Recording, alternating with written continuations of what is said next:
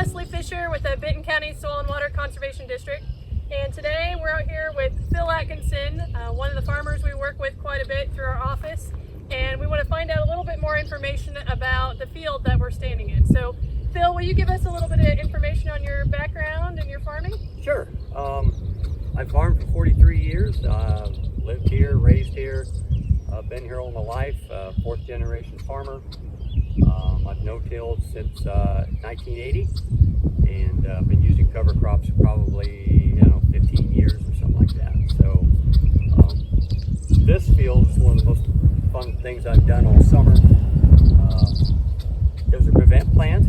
Of course, we know what last year was like. I don't think anybody will forget. And since I couldn't plant it, my choices were to either spray it all summer long or plant something in it and let it grow. My son has bees and lives right just across the road there. And I thought if we could have something in here that bloomed all summer long, we could, the bees could benefit, the ground could benefit, and the wildlife could benefit.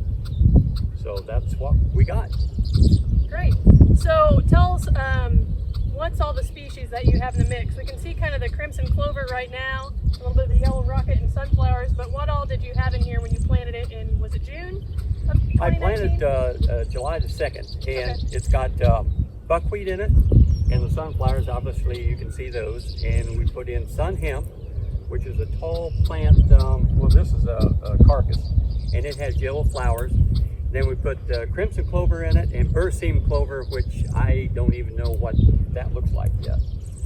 But the sunflowers are just incredible, and the buckwheat bloomed in less than a month after we planted it, and it has white flowers that turn to a tinged red, and you could really smell that honey when the bees are done with it. And then the sunflowers, and the clover didn't bloom last year, but it certainly has now. So when did you start to see some of this popping up this spring? The clover, it overwintered and stayed green. So it was probably, 6-8 inches high.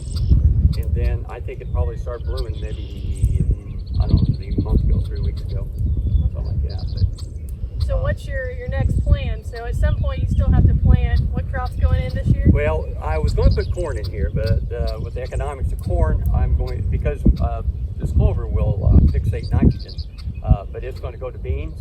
Okay. And one of the main reasons is because I would plant beans later and let the clover mature longer. Gotcha. So I haven't planted yet, but it's next. So what's your termination plan, unfortunately, for the beautiful field? Yeah. Well, I'm going to plant it first, and that knocks over all the sunflowers. And then I'll plant it, no-till into it, and then spray it. Okay. And hopefully that's going to get everything. It's pretty big. So what challenges are you anticipating with planting into this? None. Actually, I was planting that I had a field across the road, and the field that had the cover crop in it was actually drier than where the corn stalks were. I was surprised at that. But when you go through this with a planter, there's not much left standing. It just mows it all off. But then if I get good coverage with the chemicals, then that's what's going to make the difference. Gotcha. So we'll see. Gotcha. Now, what part of the cover crops, you said you've been cover cropping for quite a few years, and I know this is quite a cocktail mix here, but what part of it are you sold on with the cover crops? What's made you want to do it, if one thing stands out more than any of the other reasons? Before I'd only used oats and radishes in soybean stubble going to corn, and then I used rye going into beans. But with this, I was only after blossoms and blooms and what it do for the wildlife and the honeybees. So I would do this again. This is so much more exciting than just having grass. And do you think it's worth the economics? I know these mixes are a little bit more. This was pricing. I did this on my own, but yeah, I think it's just the pure enjoyment. I've seen and heard birds I haven't seen in 40 years. Before all this came up last summer, we were sitting on my son's porch and we heard meadowlarks. I haven't heard that in 40 years. And we had quail.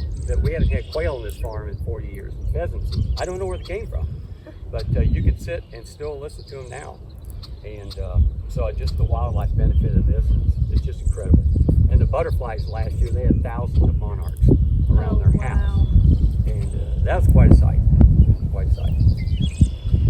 You're involved, I know I mentioned with our district quite a lot in different projects. I know I call you quite a bit when we have different things come down the pipe to see if you want to do things with us.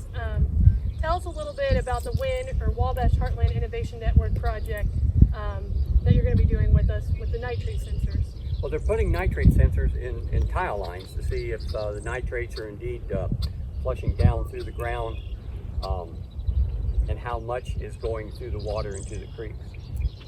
It would be interesting if we could do a study with cover crops to see how much that would prevent nitrate loss.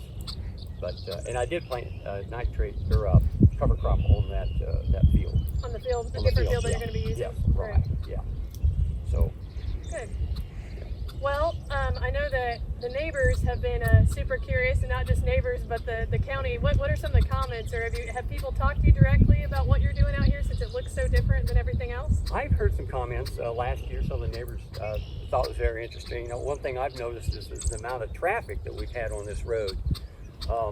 People coming and taking family photos in it, and other people coming. And then one day we were sitting on the porch, and somebody came and was swiping the stuff and putting it in bags. I don't know what they're doing with that, but I've had a lot of people come by and look at it. Yeah. Alrighty. Well, thank you, Phil. We you're appreciate you meeting with us today, and we look forward to talking to you again and finding out what's going on with the field. Okay. And another reason, main reason, I guess, again, as I said, was for the bees, and you can't get any fresher than across the road.